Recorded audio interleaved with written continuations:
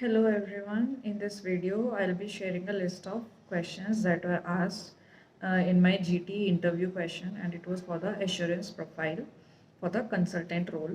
So let's just quickly get into the video and know what type of questions were asked for that.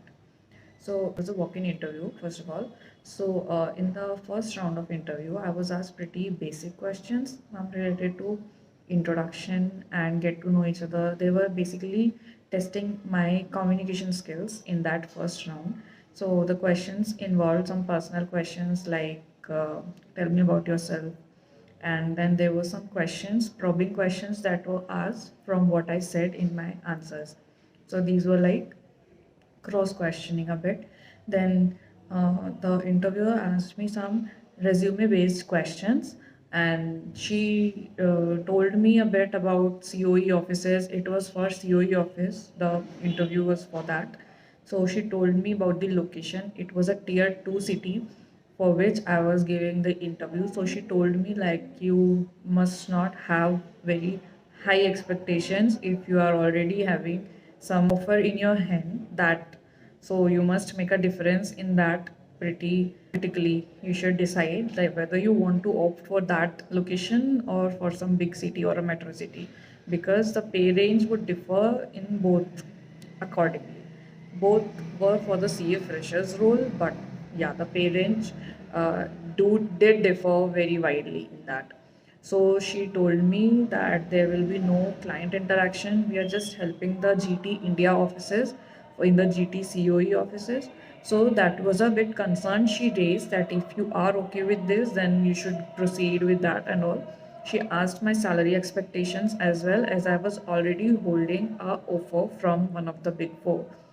So then she began with some resume based questions, which involved subsequent testing of trade receivables.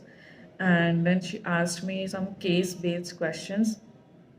She asked about the audit of revenue, and how will you check the statutory dues testing? Like it will be like a full 100% testing, or will you do a sample based testing for the statutory dues? Then she asked me about the disputed and undisputed statutory dues questions, like how will you report them and how will you audit them. She asked me about their disclosure and reporting requirements also, and then she I already told you that we will test 100% or on a sampling basis. So that was all about the statutory dues testing. Then she asked me about the cutoff procedures for revenue recognition. As I already told you in my previous videos, all these audit questions we try to give answers based on the assertions. So assertion based आप question के answers देंगे, then you will be considered like okay, and the interviewer also understands that you are answering on the basis of assertions. Then tell me how will you check completeness assertion in the trade receivable. Just an example. So you should be able to know like what these assertions in actually tell and how will you verify that thing. Sometimes they are confusing, I understand, but there is some point that we lack, that keyword point that we can, if we mention, then it's a good go. Then she asked me about the revenue recognition with a case study, and she asked me if it is for a manufacturing industry and what the procedures will change if it is for a service industry like a non-manufacturing industry. Then she asked me about the NPA provisioning. Then like it was mentioned in my resume, that's why I guess this question arises, like how did you do that, or what was the exposure that you gained in NPA provisioning. Then she asked me all these details. After that, she asked me, how much Excel do you know? She said functions like VLOOKUP and all, pivot tables, so that you should be focusing on. Fortunately, I know all these functions, so it was a green flag for me. Then she asked me about the materiality and the benchmark, the difference. What is materiality and what is benchmark? So I knew that. Then she asked me to wait for the results of the first round, and if I clear the first round, I'll be going for the second round. So after half an hour, I came to know that I am appearing for the second round, and the second round began, and it was a more of a technical, and the interviewer also different person. I guess now the time was for the second round. So round begins with a question, the very most favorite question of all the interviewers in the assurance, the Ind AS 115.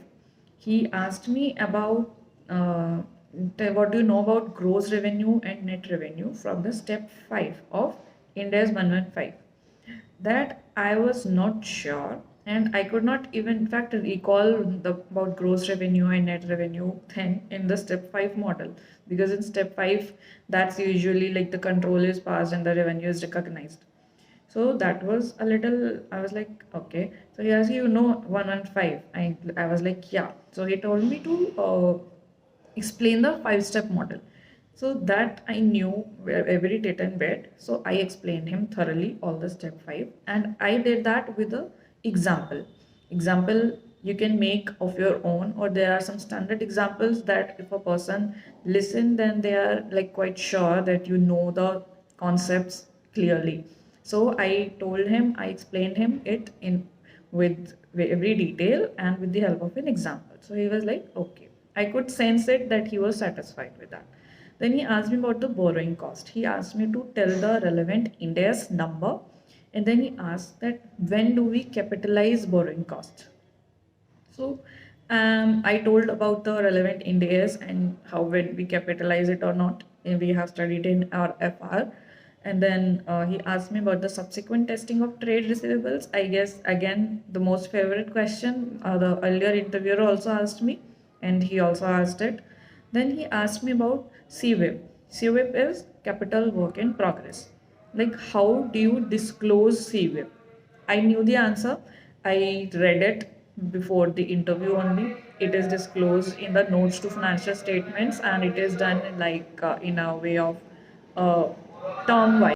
Then the next question from him was, how will you evaluate a fraud?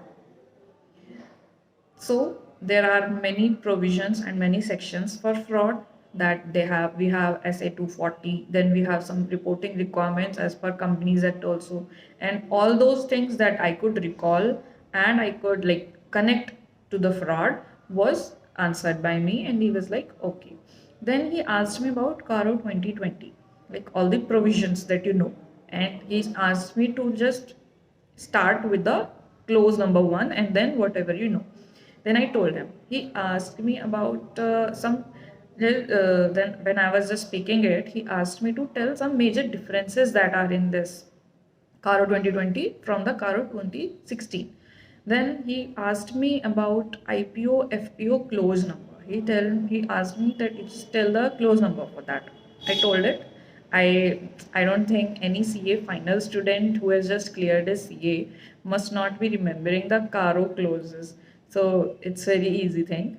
Then he asked me some articleship questions, what all you did in your articleship and all. Then he asked me some behavioral question like he explained it very thoroughly, and what crux I could derive from the question that he asked me was like 5 years down, will you be here at this location at this office, because it's a tier 2 city. So if you get some more good opportunities, will you be still here or what, or you will go for the career growth or whatever.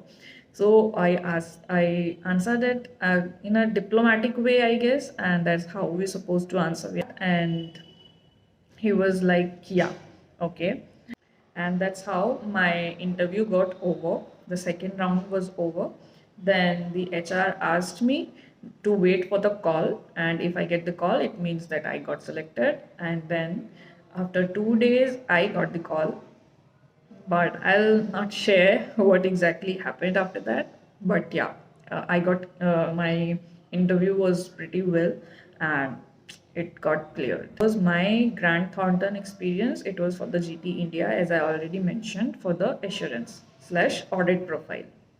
And if you need any other guidance for the interview, I am most happy to help. You can let me know.